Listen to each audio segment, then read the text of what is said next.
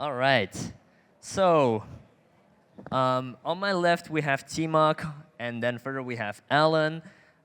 Before we start we're going deeper into the protocols, could you guys just please maybe introduce yourselves? Hello, hello. Sure. Hi, everyone. I'm Timok. I am the CPO at Orca. We are building an AMM on Solana. Hi, everyone. I'm Alan. I'm one of the protocol engineers at Uniswap Labs. I mainly work on Uniswap X, which is our Dutch auction protocol for trading across on-chain and off-chain liquidity. Nice. And I actually want to know, why did you guys decide to move into DeFi back then? Why did you guys wanted to move to Orca and Uniswaps? And what excites you about being there? And what do you think DeFi could do better? Timok, maybe you start with you. Yeah, sure. I think my experience with DeFi, I was actually introduced to DeFi through a friend that created a PowerPoint presentation and taught me and a bunch of our mutual friends about how to do liquidity provision, do all these things on chain. And I think for me, that was really a light bulb moment in terms of how anyone with an internet connection can basically interact with this new financial system. So, for me, over time, the excitement of DeFi and its potential has really evolved into providing access to anyone, anywhere. And yeah, I think that is what is most exciting to me. Awesome. Same here. I think it's also about access. So I personally believe in empowering individuals with more autonomy over their finances. I think DeFi is in a unique position where we can increase financial access, especially to more and more powerful ways of saving, lending, borrowing, trading, or just simply transferring value across the world in a fair and transparent way. So I think the work that we're doing is, I'm excited by it because I think it's meaningful in changing global finance. So that's what I'm excited about.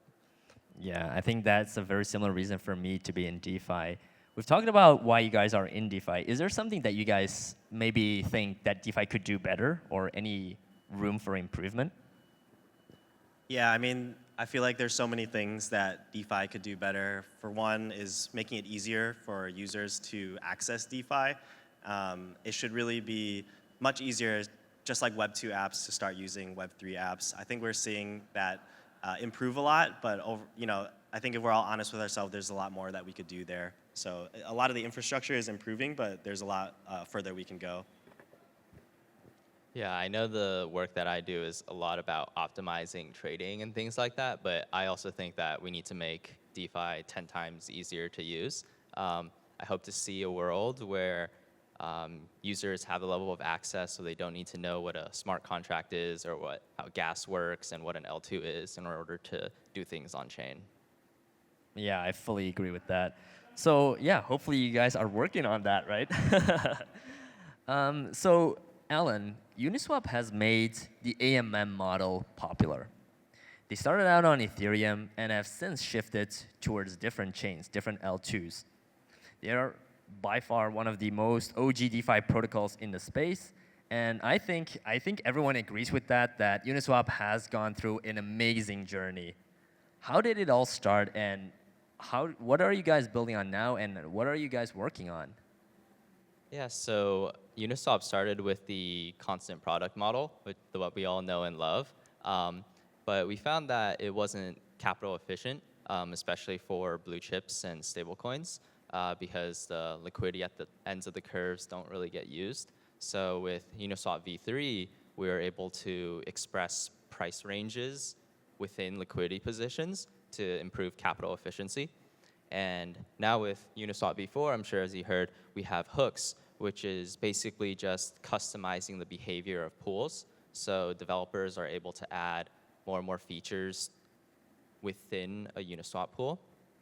At the same time, we're also working on Uniswap X, which is our intents protocol, which if you guys don't know what an intent is, it's like where I'm sending a message saying, I want to trade 1 Ethereum to at least 4,000 USDC in the next 10 seconds. And then basically you'll have a bunch of fillers and searchers fulfill this order for you as a transaction on chain. and a user just needs to sign a message saying that's what they want. So I think we're moving closer to a world where users are increasingly signing messages to express what they want rather than doing the full transactions to accomplish these things. So in this example, users are signing that they want a certain amount of an output token from a swap, and they don't need to send the transaction on chain because some other person's gonna give them what they want and fulfill all the requirements and just send the transaction themselves. So this effectively makes it gasless for people who are trying to swap as a swapper on the interface. I think, so maybe also for the audience to understand better about intents and Uniswap X, because that seems to be like tying into the whole abstraction that you guys are building to make it easier for users to onboard. I'm pretty used to the vertical screen where I select an asset and I switch into another asset. I select the slippage and I select trade. Is anything gonna change there? So I'm used to the Uniswap v3 model and web interface, right? But you're talking about intents and stuff. Can you explain a little bit more what changes for me on the interface? Yeah, so part of the greater mission of this is to have good UX. And what that means is abstracting away these complexities. So even though the underlying implementation is running these intents on chain, there's no change in how you would interact with it at all. Because on the interface, for the average user, it's indistinguishable if their trade went through AMM liquidity or it went through Uniswap X. So I think that's one of the ways that we're trying to optimize the UX experience. And it's even better now that we're building full stack in the sense that we have our interface, we have our wallet where you can use in the browser or as a mobile app. We have our protocols, and now we're even trying to optimize at the chain level with Unichain, where we can make design decisions down at the block building level to make this experience just better all around end to end. Ooh, I heard some interesting developments right there, but I think we'll keep that for later. Let's maybe also move on to Orca here at TMOC. Orca being one of the first protocols on Solana, they received the first grant from the Solana Foundation, and they are one of the pillar building blocks for the Solana DeFi ecosystem to have grown. So TMOC, why did you guys actually choose Solana back then? Because back then, that was not a trivial decision because Solana was basically inexistent at that time. How has that journey been? Could you talk a little bit about that journey and how was it being one of the founding engineers there? Yeah, sure. So for everyone who doesn't know, Orca is one of the leading AMMs and DEXs on Solana, and we launched in February of 2021. So yeah, I was the first engineer and first employee at Orca. So at the time, Orca was founded by two co-founders, Yutaro Mori and Ori Kwan. And Ori is a designer and also a front-end software engineer. Yutaro is a smart contract engineer, and he was actually a contributor at the Ethereum Foundation, and he was working on sharding and scaling. And over his time and experience working at Ethereum, he actually became a lot more excited about the way that Solana was going to scale at the L1 layer. And I've always kept in close contact with him. And being a software engineer myself, I started checking out Solana after he introduced it to me. And like a combination of learning about the technical aspects of Solana and how it approached being multi-threaded, whereas Ethereum was more like a single-threaded machine. It was interesting to me, but then when I finally became a user and started, sending transactions and seeing that Solana was much cheaper and much faster, just for me as a user, it became it was easy for me to kind of connect the dots and say, hey, there could be a pretty exciting future to build on this chain. Awesome, awesome. Yeah, and I think that's also the reason why a lot of people have been choosing Solana. So I want to continue by asking TMOC. I think there's about 3 big categories, maybe plus one, that have found product market fit, including DEXs, which we're talking about now, but also money markets, staking / liquid staking. And I think lately, maybe prediction and betting has probably found pretty good product market fit within the DeFi space. So I want to talk a bit more about finding that product market fit. So for all the founding people and entrepreneurs around here, Timok, how do you find product market fit? How do you build features and products that people actually want to use? Yeah, I mean, I think that's a good question. I think I have an interesting perspective on it because I, have been an engineer, and then I've also now lead more product initiatives. And as an engineer, I always found that I like to tinker on side projects. I really like to build things, and I got really excited about all these different ideas I could build. And I would just start to build them, and as an engineer, think about all these edge cases that I had to solve for, all these other things I had to do. But when I finally shipped a product, there would be like 1 or 2 users on it, and I'd be like, oh no, like how do I get product market fit for this? And now that I think more from a product perspective, you actually go from the outside in, meaning you should really understand your users, and your users are just people that are sitting in front of a computer who have to do something, right? Like they're using your app for a singular purpose a lot of times, and you should really be able to understand this user and like almost picture them in your head and make sure that whatever you're shipping is actually going to be an awesome experience for them that solves their problem. So, making the shift over to the product side, a lot of it is now trying to understand our users, making sure we're talking to them, and being able to segment them into like specific categories so that you can solve their problems in different ways. So just from my understanding, since you said that you have been working on different side projects, and I'm sure that a lot of projects fall into this trap of working on a lot of different things, it seems to me that Orca has always been laser focused and very concentrated on what they do. Can you talk a bit more about how you guys weigh that off, like that broad testing, experimenting with whatever that may stick or may not stick, or that laser concentrated focus on building that one thing that matters?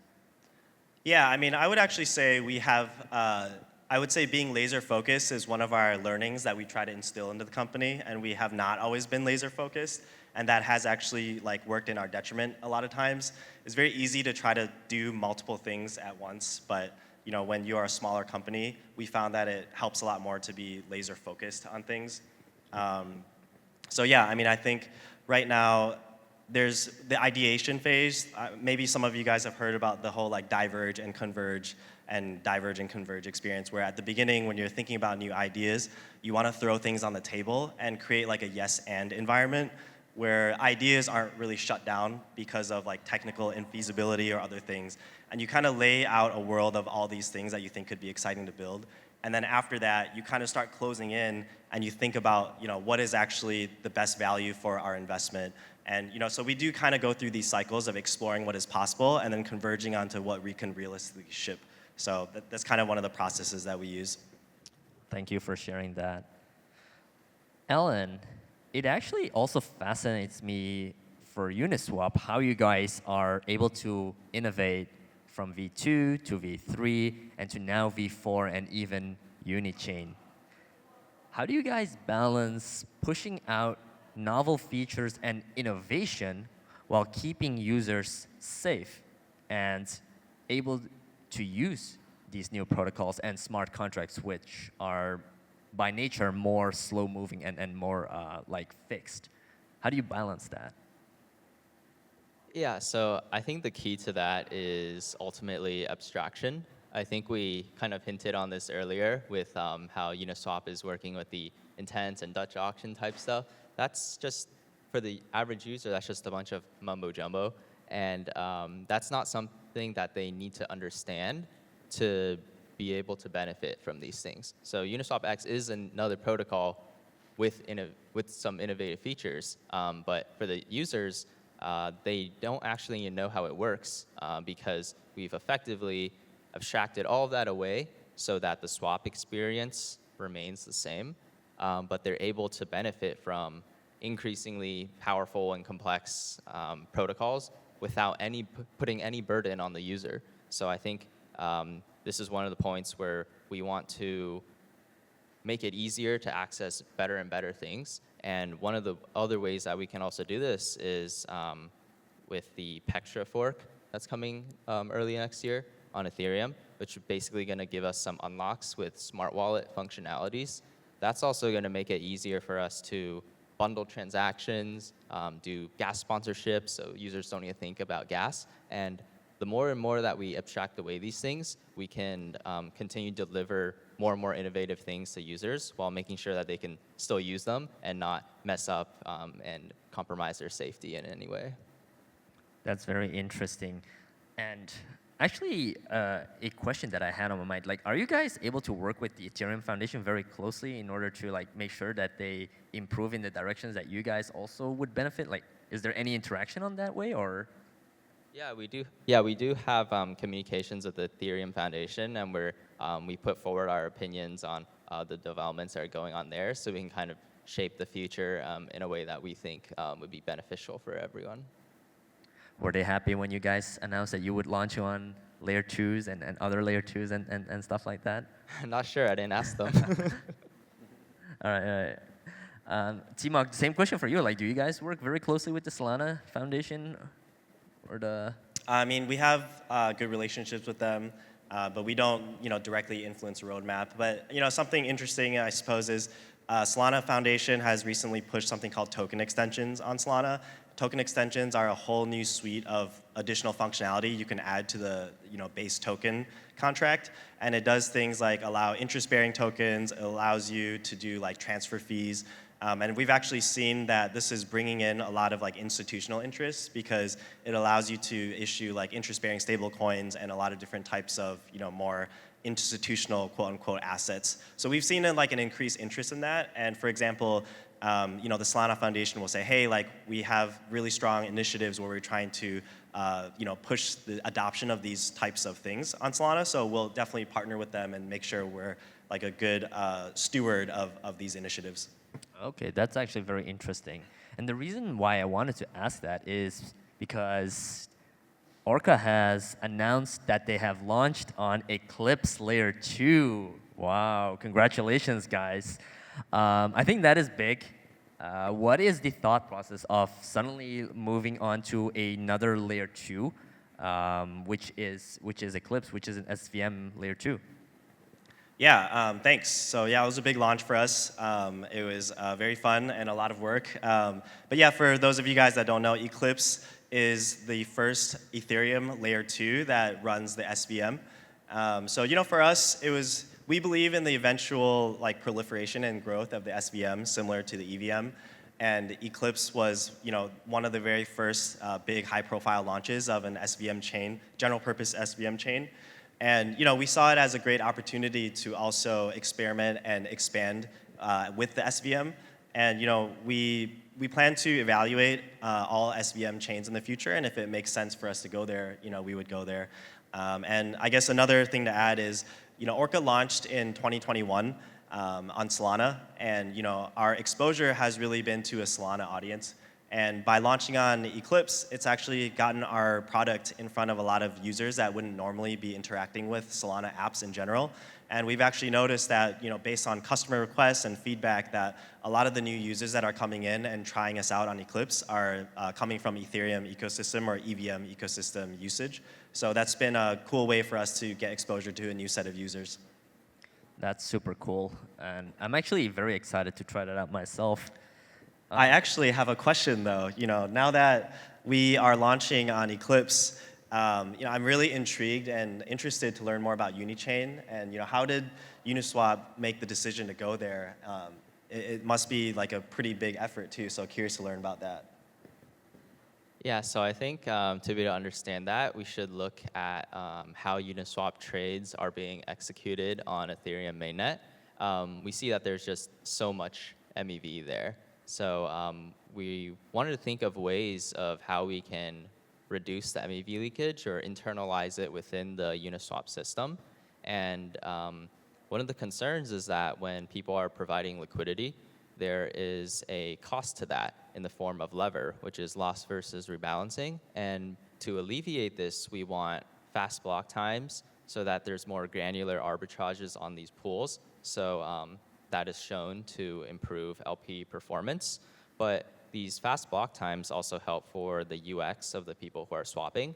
So imagine just clicking the swap button and then knowing almost instantly whether or not it went through. And this is possible because we have a 250 millisecond effective block time that we're calling flash blocks.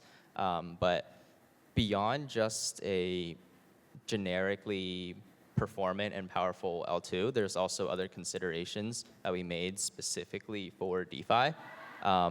One of the things that we also have is making Unichain PGA, which means that it follows a priority gas auction. And this just means that the sequencer orders transactions in the block based on what the priority fee is. And this is a really big unlock for us because of this allows us to use something called a MEV tax or a MEV tax. And I encourage everyone, if you're curious about this, there's a paper by Dan Robinson from Paradigm called Priority is All You Need, and it talks about the MEV tax. And lastly, we have revert protection, which I think is really good for swappers because with revert protection, it's a different kind of sequencing where you simulate the transaction beforehand and you won't include it in the block if it fails. And so what this means is that market makers can be more optimistic when they're bidding for fulfilling orders. And this means that there's more competition, which will give swappers better prices. And yeah, because the market makers just don't incur the cost of their transactions reverting. So I think revert protection is also one of the things that's going to help internalize more value and just give more surplus back to the users. This is users in the terms of swappers as well as people who are providing liquidity. And yeah, I feel like I just talked a lot about MEV type stuff, and I'm curious, T-Mock, if is MEV also something that's top of mind for you guys, or what is that like on Solana? Yeah, so I think, we were talking and Alan said something along the lines of like MEV is something we discuss every day, like every hour almost. And I would say in Solana, Solana is a younger blockchain than Ethereum, and in terms of like maturity, we've seen it kind of follow Ethereum's path in certain ways. So I guess to answer your question, MEV has been an increasing frequency in terms of topics discussed. We didn't really think about it much, a year ago, but now with like increased adoption, increased usage, priority fees are a constant topic of discussions. Now, so are GTO tips. So for you guys, GTO is the protocol that is focused on capturing MEV value in the Solana ecosystem, and basically in recent times, if you don't implement GTO tipping on your transactions that you're sending, you'll have a lot of trouble landing transactions. So this has been like a hot topic and something that developers have to really stay on top of if you want to actually have a chance of landing your transactions. So short answer, yes, we talk about it. Maybe not as much as you yet, but maybe more in the future too. Interesting. I hear some spicy takes there with some names dropped. Actually, I find that super interesting because if I can summarize a little bit what has been said until now, it seems that most of these big infrastructural design changes have been coming from the fact that we are building for users, right? So making it easier for them to interact, eliminating MEV, building that liquidity layer, going for that abstraction, making it simpler. And I think that's also something that dYdX has been thinking about. And through our evolution, for the people who have been using dYdX before, we started out on layer 1, then moved to a layer 2, actually. And lately, we have been moving to our own app chain in order to make our own decisions and have more flexibility, have more control. Do you guys see that same evolution for DeFi protocols, like moving to a layer 2, where you first eliminate more the gas fees, make it cheaper for users, but then you want more control, more features, decentralization. So do you guys think that is a natural evolution for a DeFi protocol to stay in the game long term? Maybe T-Mock or? Yeah, I mean, I feel like you two maybe have dYdX and Uniswap are both planning to move to, or have already done. Are you guys moving to your own chain? Too. So, I mean, I don't think we have any plans to now, but if it makes sense, we're kind of observing how everything plays out, and we'll do what makes sense for our protocol. But, I think for us, the answer is we're not sure, and I'd be curious to hear what you guys think about it. Yeah, I think naturally it is tempting to want to just like spin up your own chain because you have a lot more room for making design decisions that are optimized for whatever you're building for.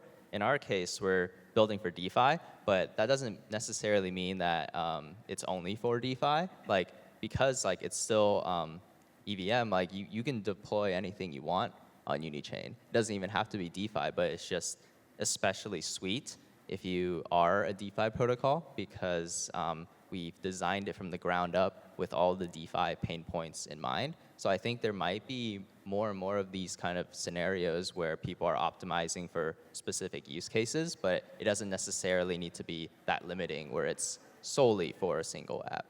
Right. Yeah, that makes sense. You guys are building an ecosystem, right? So I want to understand, is there anything else that you guys are still excited about in the DEX and DeFi space? Like any new narratives, any new tech that people should be excited about?